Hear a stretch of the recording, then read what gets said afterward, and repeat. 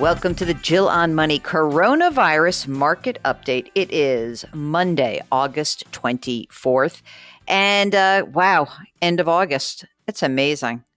I don't know about you, Mark, but this pandemic period has really messed with time for me. So the days feel really long, but then you pick your head up and you say it's the end of August. I don't know. It's not computing.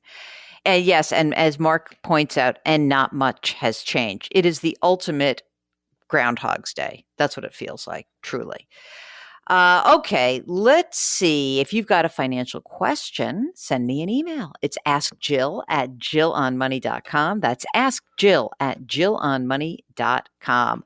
Michael writes, I love your podcast. And recently I mentioned, he says, that investments are covered by SIPC, Securities Investor Protection Corporation. So if you're with a larger brokerage house, this is not a concern. It's not that it's not a concern. If you're with any brokerage house, okay, that is, registered, you have SIPC protection, meaning you are covered against the failure of that firm. And the only difference between a large and a small is that, maybe the smaller robo could be more at risk of going out of business. But even that seems somewhat far-fetched. But that said, you're protected up to $500,000, okay? Of the $500,000 of securities, SIPC covers you for $250,000 of cash and $250,000 of securities. There are certain things that are excluded from that. Meanwhile, Mike says, I have our assets at Raymond James. My broker is planning to invest with a third-party investment advisor as part of the managed portfolio. These are the firms that I've never heard of. What happens if the smaller firms go belly up? Okay, so Mike, here's the deal. If the account is with Raymond James, then it's with Raymond James. If you are now moving into a smaller custodian, then you should inquire as to whether the funds are protected by SIPC. I think that's a good question and one worth asking. But if the account is actually with Raymond James and the investment advisor is kind of funneling through Raymond James, then I would not worry too much. Okie doke. Paul writes, thanks for the advice you give out on TV and in the newspaper. Your tax advice is spot on. Oh, how nice. I have done volunteer work with VITA through AARP for 20 years. VITA is the Volunteer Income Tax Assistance Program. Okay, it used to frustrate me. My friends would do their own taxes, then tell me they were going to mail it in. They thought that was best. They put themselves at the mercy of some clerk typist at the IRS. Oh gosh, they could have made a mistake themselves, or it gives them another chance to make a mistake from someone else transposing numbers. Wow. By the way, VITA is another way for people to get their taxes done for free. I love the VITA program. I just felt like in this year, I wasn't sure exactly what was happening with the filing and who was available, but you should check that out. VITA folks have to be trained, take a qualifying test of approved IRS questions and AARP qualifications. Many commercial tax preparers don't have to take a test, and also only one preparer looks at their returns. Many commercial preparers. I guess he means that there are a lot of folks who, basically process stuff and then have an actual preparer look at the returns. Meanwhile, the VITA folks, they got two people doing it. Effectively, the second reviewer does that return a second time. So two sets of eyes and brains check the return. I know I have made mistakes and had the second reviewer find them and vice versa. No one is perfect. Again, thanks. And it might not make you popular to mention VITA with a lot of tax preparers, but it is a valid alternative. That's Paul in Florida. I love that VITA program. That's amazing. Good for you. Thank you for writing in. I really appreciate it.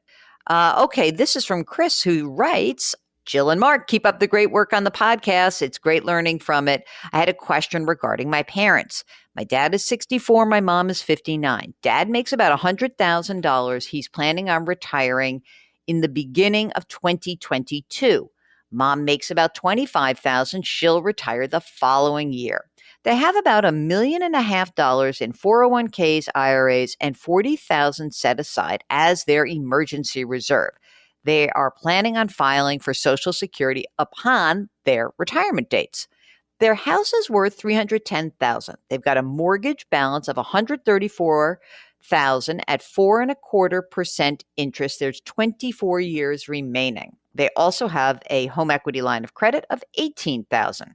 They regularly set aside some savings into the retirement accounts, but they are throwing most of their free cash flow at the house liabilities. An extra $1,000 per month goes to the mortgage, 900 to the HELOC.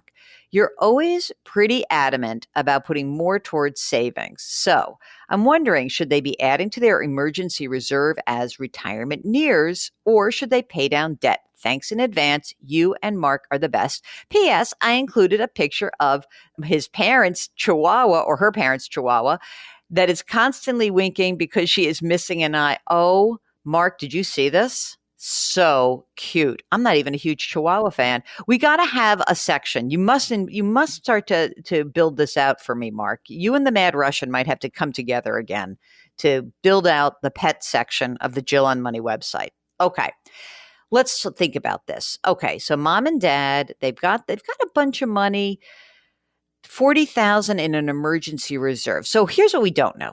I don't know exactly how much money they need to live on. It sounds like they're in pretty good shape.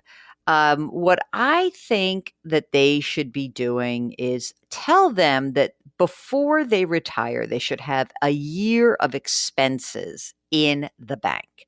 So if that $40,000 does not represent a full year of their expenses, I would have them beef it up a little bit.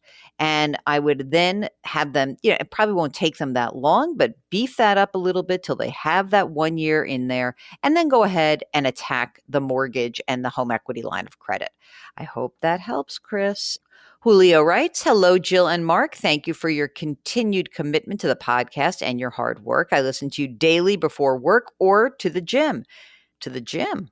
Interesting. To get my financial gains too. I found out I'm going to be a father for the first time. It's really exciting. I'm 30 years old, back to working full time. My question is regarding updating my W-4 form. When can we start adding the child as a claim dependent on the form?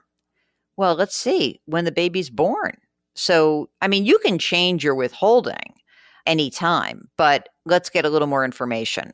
So Julio's partner is 24. She was currently unemployed, but just started working again this week. She's going to work for a few months. We're not married. We plan to file separately. I'll be head of household. At the rate of my employment, I'll make around $72,000 a year. Okay. Additionally, I've got a Charles Schwab account, should produce about $1,000 in income, and an American Express high yield savings account. We've got our 8 months emergency fund. I recently maxed out my Roth. That's great.